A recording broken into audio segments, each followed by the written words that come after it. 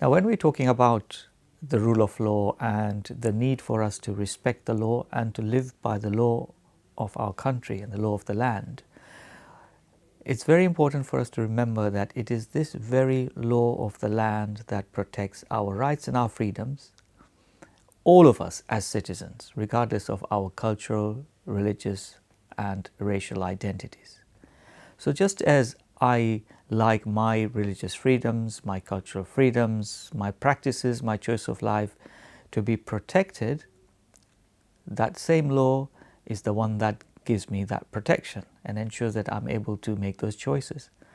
And that law also protects the choices and the way of living of others who live in a way that I may not be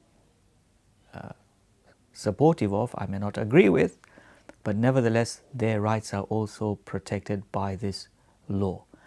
And so it makes a lot of sense, I think, for us, certainly for myself, that I should respect the law as best as I can, because that is what protects my rights and my freedoms. And we can think of many examples. I mean, we just think of the most sensitive and perhaps the most challenging subject. For myself, it has been a very challenging subject, the rights of LGBT communities.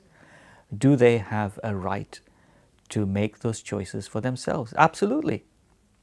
Under the values that we sign up for, call them British values, call them universal human values, that if I want my choices and the right for me to be able to choose what I want for myself to be protected and to be offered to me, then clearly I should be prepared to accept that others whose choices, lifestyles, and all the other freedoms that they wish to exercise should also be offered and protected.